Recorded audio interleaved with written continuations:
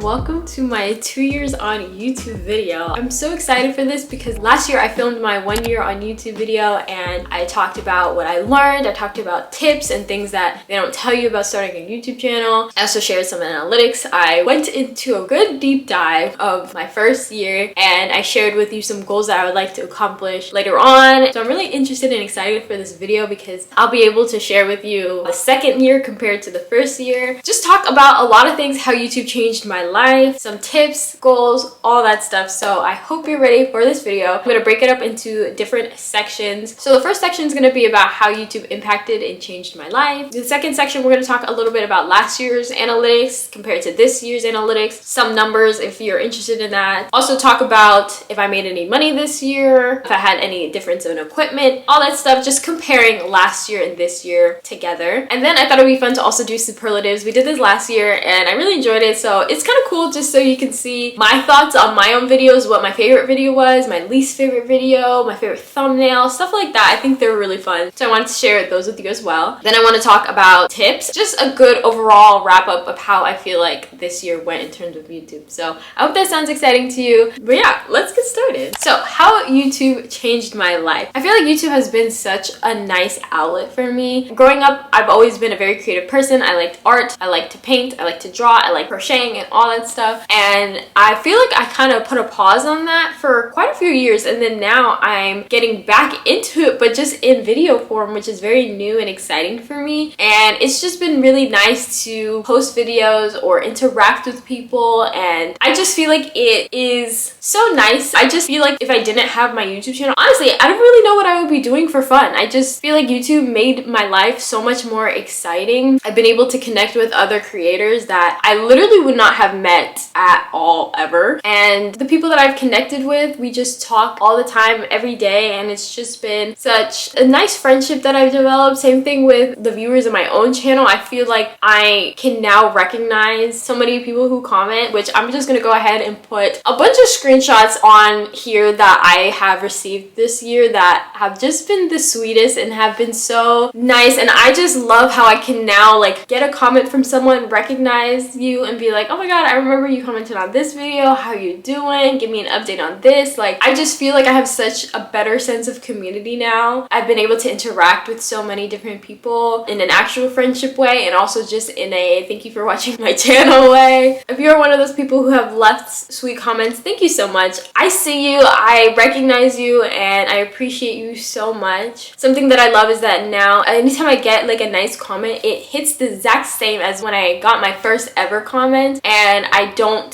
take it for granted at all. And I don't know, it just blows my mind that somebody watched something that I created and liked it enough to let me know. I don't know, I just think that that's so sweet and wholesome. So thank you so much if you have been here. Shout out to you. I've also been in a few live streams, which has been also really good to connect with people. So I just feel like now my life is just so much more fulfilled, I guess. And it's not like I'm changing the world or anything, but it's just nice to be able to have a community of people who we have so much in common, and we can talk about things and we just relate on a different level. I just think that that is so, I don't know, just something that I have never experienced. And it's kind of weird because I don't think anyone really can unless you have a YouTube channel. Something too about YouTube is that it literally helped me reconnect with my younger self and my hobbies. YouTube played a big role in me getting back into reading, and I don't feel like I would have continued reading if not for YouTube. Now I just cannot see myself ever stopping reading because it just is such a fun thing for me to do and talk about and get excited about. And so that's just another way that YouTube has changed my life, and that I feel more like me. And I feel like being able to have that like piece of my childhood back into my life made me feel more, I don't know, just more like me. Not complete, but like just happier. I feel like I have just more joy in life. And this sounds just so cheesy and corny or whatever, but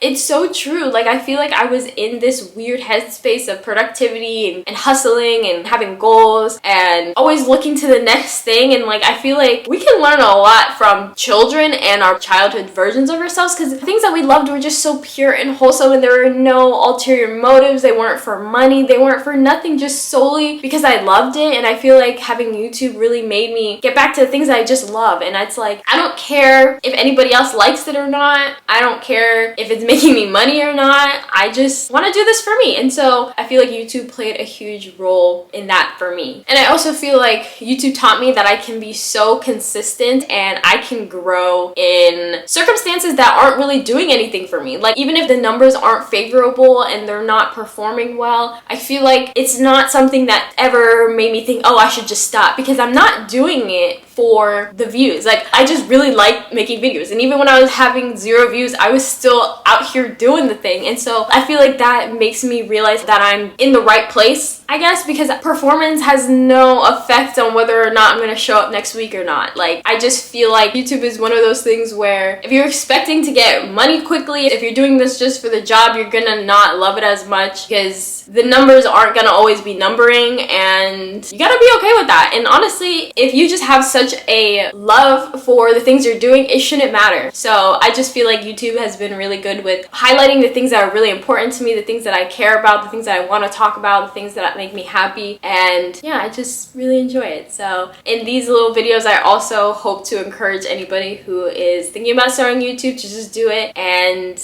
if you're on the fence, girl, this is your sign, just do it. Like, I feel like there's no real failure if you're just having fun posting YouTube videos. Okay, so now I wanted to talk a little bit about last year and compare it to this year in terms of my habits, maybe some numbers and my growth, some money, all that stuff. So last year I was not very consistent at all. I did not have a schedule with posting, and I still don't have a schedule, honestly, with posting, but I'm way more consistent than I was last year. It was mostly in the beginning of my YouTube journey. It was very on and off. Like, I could go a month without posting. I can post 2 videos a month, maybe 1. Like, it was very not consistent, but it was because I was still trying to figure out what I'm trying to post. And I feel like now I just am so clear on the things that I like to post and the things that I love to film. And so I have so many ideas, and I'm so passionate about making videos that it's not hard for me at all to be consistent. I used to have it on my goals and my resets, like, oh, post 4 videos a month or whatever. Now it's like stupid for me to even do that, because I just know that I have the passion and the drive to do that. Like, sure, I might miss a week if I am not feeling well, like, things will happen, but for the most part, I don't really have to worry about that, and I'm very consistent now. I don't feel like I really had long stretches of not posting. Maybe like 11 or 12 days was the biggest gap between videos this year, which is completely fine for me, but for the most part, I'm very consistent. So that's something that definitely changed from last year. In terms of numbers, I don't remember exactly what I ended the year with, but in that video, I think I said I had 223 subscribers. It was interesting because I had my first video, which was the best language resources and apps video, kind of just take off around that time. And so I had a real big boost of subscribers during that time. And now at the time of filming this, actually, let me check. At the time of filming this, I have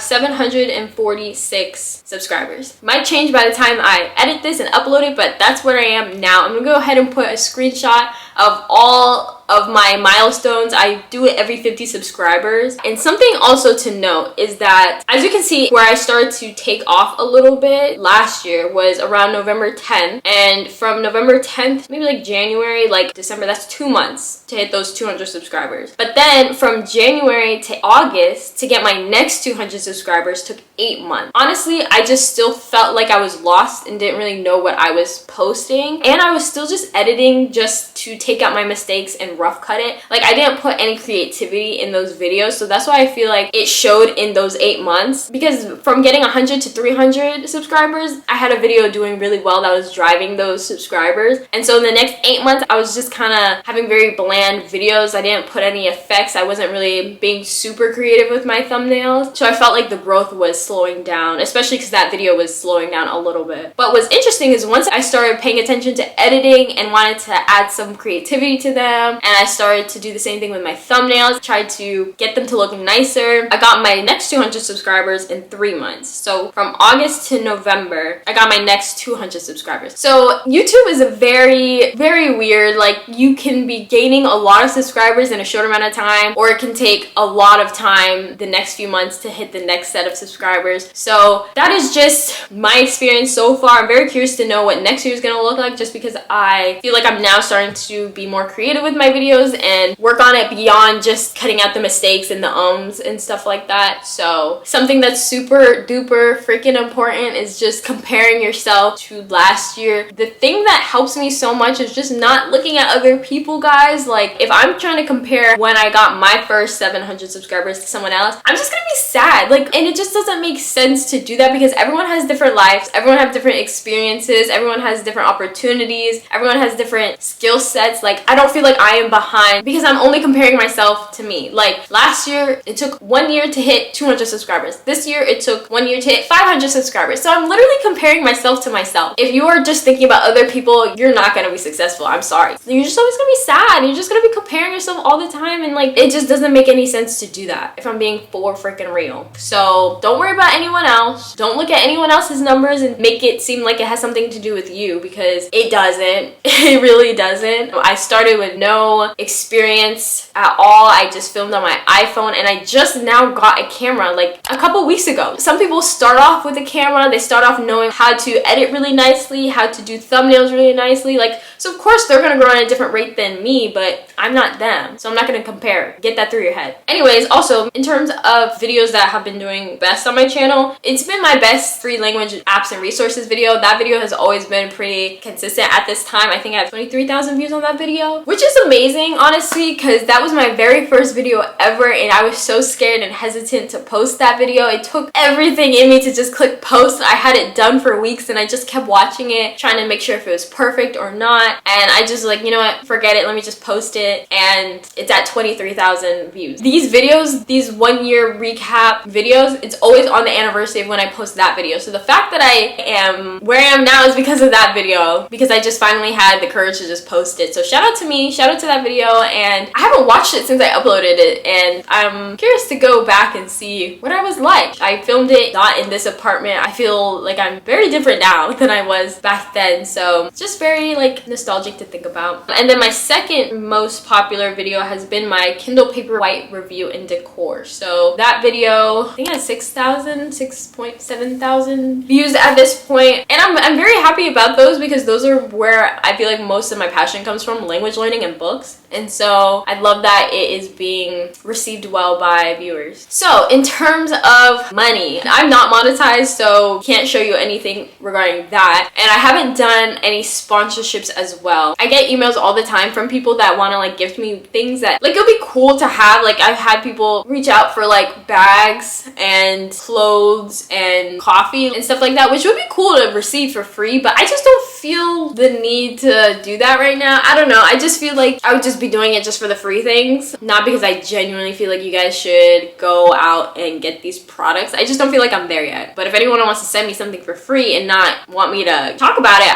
I sure will. But I just feel like right now, none of the brands that have reached out to me, I like them enough for me to tell y'all about it. Like, I'll let you know if there's something to hop on, but right now, none. But I will say I did start affiliate marketing, which surprisingly has been going well. I started 2 months ago, and I've been getting sales from that. And so with affiliate marketing and everything, I made about $11 so far in the 2 months I've done it, which I'm not complaining about. That's $11 more than I didn't have. But for the most part, very exciting about that. And last year I didn't make a single cent from anything, so it is kind of cool to see. Curious to see what next year brings in terms of that. And then in terms of superlatives, my least favorite video, I tried to look and really think about this, but it's been hard. I feel like I don't have like a specific like least favorite, but I would probably just say maybe like a random vlog that isn't really memorable. Like I have a few that I looked at my thumbnails and I was like, I don't even know what I did in that video. So maybe those are one of my least favorite because I just don't remember. But in terms of video that deserves more love, I would say my cozy hobby blog that I reconnected with my inner child. I don't think that the video performed badly, but I just love that video so much, and I feel like it's so important for people to watch. I feel like I opened up in a lot of ways that I typically don't, and I don't know, it just brought me so much joy, and I want to do a part 2 eventually, but I just love that video, and I just feel like everybody should watch it. If you haven't already, I'll link it down below. But yeah, I think that one is probably the one that deserves more love. Video that takes the most time, I would also say that video took forever. Like, I had to do a couple weeks of planning just because I had other videos I needed to like work out. I also had to go to my parents' house to get my old Nintendo. When I tried to use my Switch, it didn't charge. I also had to read in that, and I also had to get some yarn and stuff for crocheting, and editing took forever. It was a long video. So that video was rough, but no regrets. Loved it so much, and I still enjoyed it. I would also say that my travel reading vlog that I did in New Orleans was also a video that took a lot of time because I was trying to, one, travel to New Orleans, vlog it at the same time, read my book, and mesh it all together. It was literally a travel vlog and a reading vlog in one. And so I had to balance a lot about being present while I'm traveling and also vlogging and also reading my book. So I felt like my time was divided in a lot of different ways, and it was a lot, not gonna lie, it was a lot, but I still love that video so much. So I definitely think there's a correlation between those two videos having taken so much time and just how much I love it, because I feel like I snapped with editing and that. Honestly, both of those videos, but yeah, those ones definitely took the most time. A video that made me laugh, this one was kind of hard as well, but I decided to just go with my Credence reading vlog. Honestly, I feel like all my reading vlogs make me laugh because I don't hold back with my thoughts, and if I don't like a book, y'all will know. So any of the books that I kind of roasted or talked about, then just know that they made me laugh. I laugh so much when I edit, and I'm like, girl, you're so unfiltered. It's so fun because I don't want to come here talking about like a real person, but in books I will go in. I'll tear apart their character because they're fake. My favorite thumbnail, so I would say probably my travel reading vlog. I feel like that video snapped in all ways, guys. The content, the editing, and the thumbnail, love that video. So I think that's definitely one of my favorite thumbnails. I don't have anything else on my channel that looks like that, and so I'm really proud of myself and how I was able to make it look that way. And then I would also say my bookstore vlog slash decorating my Kindle for fall. That was also a really good thumbnail that I enjoyed, and I love fall, so just the way it looked gave me all the feels, and I felt very like seasonal. And then my favorite video,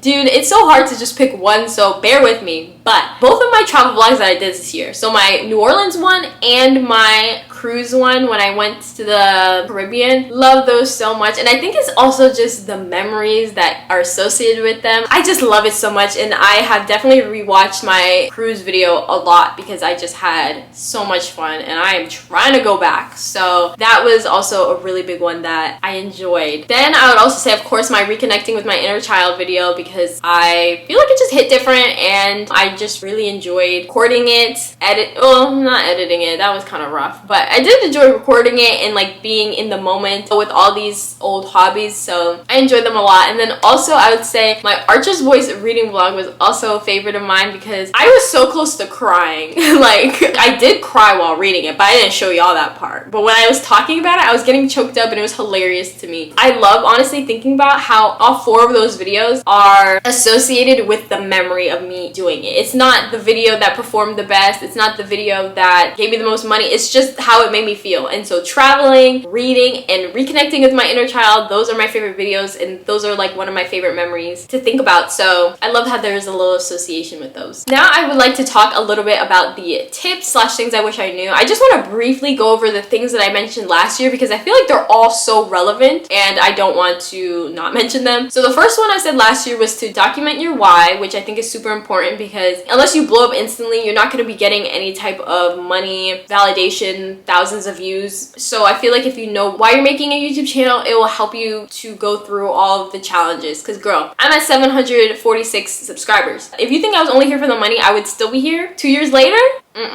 Cut that out. So yeah, know your why. I also said that making thumbnails was a lot harder than you think, which I think is true. Like, I thought that I would be able to snap coming into doing YouTube, but girl, like, it took me a while to be able to feel confident in my thumbnails and be like, oh yeah, I'm doing it, I'm killing it, and all that stuff. So they're a lot harder than you think, but just shout out to me. Let's look at these thumbnails from when I first started my channel, looking a little rough, looking a little dusty, and look at the videos now. Like, she's thriving, she's shining. She's nice and bright, and so I feel like I had a lot of growth in that aspect, but they can be kind of challenging to start off with. Then I also said get a hard drive. Running out of space was something that I did not realize how annoying would be, and so I will link the hard drive that I use in the description. It's 2 terabytes. I don't have to worry about any space, and so far it's been working really well for me. Same thing with my camera. That's the whole reason why I switched from my phone to my camera. Yeah, the quality's better, but also I was so sick of my phone telling me I ran out of space. So definitely get a hard drive. I think if you don't want to spend a lot of money in the beginning with your YouTube, just go ahead and get a hard drive. Worry about the camera and equipment later. Then I also said watch and subscribe to smaller YouTube channels, because I didn't do that until I started my own channel, and I love that I did because I was able to connect with different people. And honestly, I feel like it's easier to learn from other channels as well, because they're trying to grow and you can see these small differences in maybe views or engagement and stuff like that. I would say if you're a small creator, connect with other small creators, subscribe and watch other small creators that you genuinely enjoy. Don't just go commenting on random people that you don't even care about. But yeah, definitely do that. Show support. You can't ask for people to subscribe to your small YouTube channel if you don't even do the same to other small YouTube channels. And I just feel like they hit different. It's just always so pure, and you can see the joy that people have in their small YouTube channels. So yeah, definitely recommend doing that. Okay, so just popping in really quickly because I wanted to add something regarding making other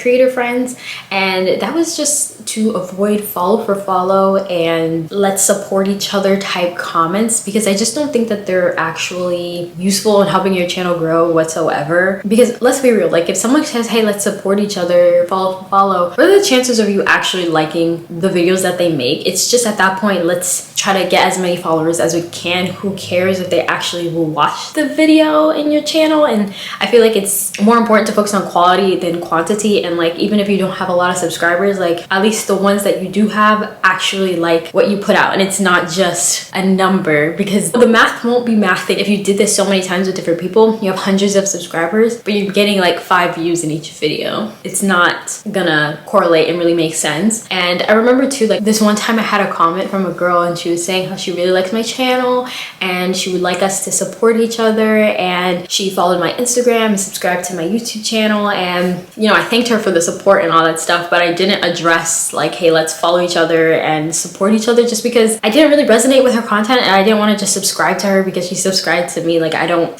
feel like I owe that to anybody. It wouldn't be genuine. And so after like a day or something of me not addressing, doing the follow for follow thing and support each other thing, she unsubscribed and unfollowed my Instagram, which is fine, but like it just shows that she wasn't genuine when she said that she liked my videos. So I just feel like it's better to avoid all that and make friendships with people who you actually like watching their videos. Because girl, can you imagine the headache of faking like rooting each other on and you just don't even like their videos? Like that's just weird. So yeah, anyways, on with the video. I also said to rewire what it means to have subscribers, because you're gonna gain some, you're gonna lose some, and sometimes it can be really exciting when you gain one, but then people will unsubscribe. Like just because you hit a certain amount doesn't mean it's permanent. People can unsubscribe. So I think being able to reframe what it means to have subscribers and just be like, I only want people to subscribe that are really connecting with what I have to say and like the content I'm making, and if they don't, I want them to leave. Then it helps you not be so disappointed when you do lose subscribers, because why would you want them there anyways if they're not even gonna watch you? It's just a number at that point. So try not to think of subscribers as just numbers, and just try to think more quality over quantity. I feel like it's super important, and it helps you when you're looking at analytics. So my camera overheated and I don't exactly remember where I was, but I think I was talking about subscribers and quality over quantity. And yeah, if you lose a subscriber, it won't hurt the same, or you won't take it as personally if you just think they don't want to be here, so leave. You know what I mean? So I think have maybe more goals of having maybe more engagement or people who resonate more with your videos, rather than have a certain number of subscribers you want to hit. Helps a lot whenever you lose one, because these people aren't just numbers, and I feel like people kind of forget that. I was even just talking to my friend the other day, because I had a video and we were waiting for it to hit 100 views. It was at like 98 at the time, and I remember after a certain point I just stopped caring, because I was like, what does it matter? What's the real difference between 98 views and 100 views? Like, I just want people to watch it and enjoy it. Like, sure, if 2 more people watch it, that's cool, but what if those 2 more people like do watch it and they don't like it? So I feel like trying trying to like not get too obsessed with numbers is huge in order to have a sustainable YouTube channel and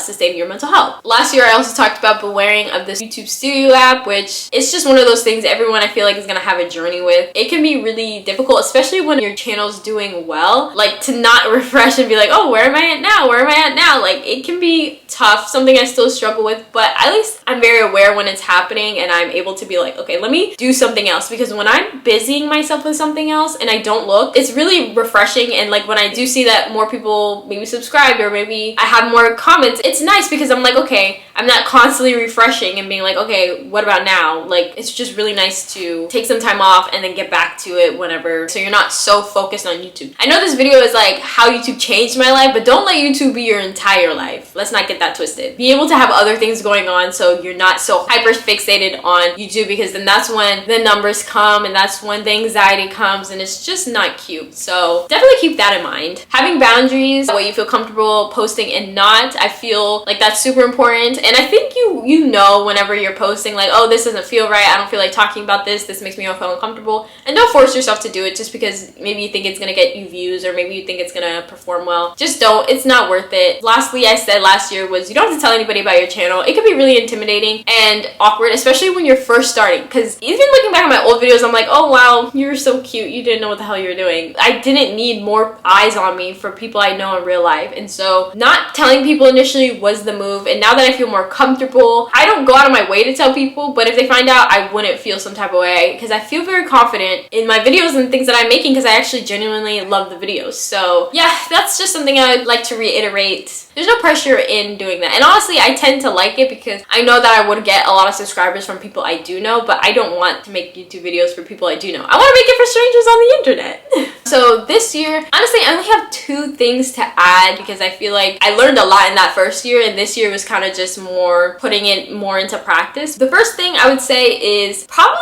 focus on improvement. Take that with a grain of salt depending on what your goals are with YouTube, but I do want to grow my community, and so I felt like in the first 8 months I was just editing the same way I did in 2022. I wasn't really experimenting a lot, and so I feel like now that I'm making changes and saying what I can do better, what I can do to add more personality and make my videos more unique, is something that I've seen a lot of success with. And so I feel like if I were to have done that early on, I could have probably grown quicker, but also no regrets because everything happens for a reason. So that is something that I think has been helpful, and you don't even have to like try to reinvent your whole channel. Just like even noticing one thing that you'd like to improve on from your last video into the next, and just keep doing that all the time, it will have a huge impact. And then also I would say for anybody trying to make a YouTube channel, just don't stop posting. I feel like the difference between people who are successful and the people who aren't is whether or not they stop posting because they got discouraged or not. It's one thing if you're like, you post and you're like realizing that you don't want to do this anymore, then dip. But if you know you want to do it and you're just getting discouraged because you're focusing on the numbers, don't stop posting. Like, if you know your why, then why did you stop? You know what I mean? So I think that that's something that really driven home for me this year because I was so consistent and I didn't compare myself and all that stuff. And I just feel like I learned quite a lot. And I feel like I just am in a lot better place now, regardless of the numbers, than I was last year. And so last year, I had some goals for my channel, and it was to create a sustainable workflow, which I feel like I'm there. I feel like I know my schedule, when I should post, when I should not. And I feel like also I'm a very intuitive person. Like if I don't feel like doing something because I need to work on something else in life, I won't force it. And that's when I feel like I can get very burnt out and I can feel the joy slipping away, is if I'm forcing myself to do stuff I don't want to. So I'm very proud of myself that I have created a sustainable workflow. I also said that I wanted to put more thought into planning my videos ahead of time, scheduling out also when I film them.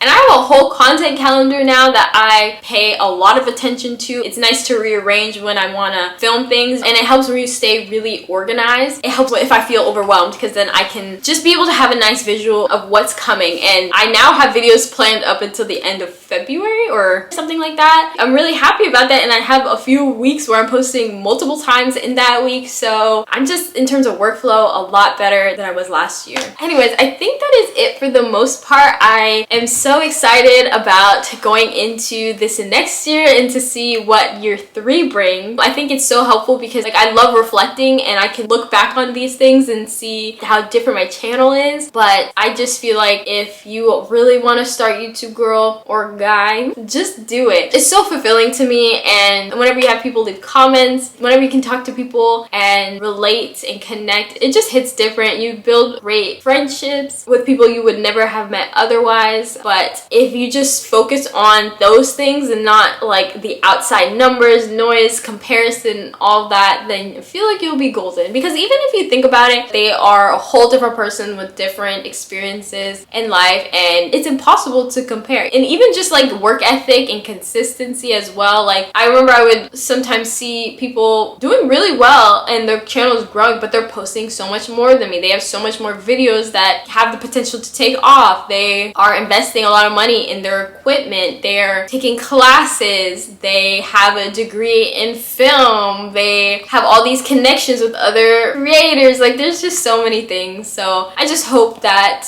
you do yourself a favor and block out the outside noise and just focus on yourself. But yeah, I think that is all. Thank you guys so much for watching this video. I had so much fun filming it. If you made it this far, leave a comment saying ready for 2024 just so I know. And yeah, I think that's all. Thank you guys so much for watching, and I'll see you in 2024. Oh my god. I hope you guys are ready for the resets. I'll see you then. Bye.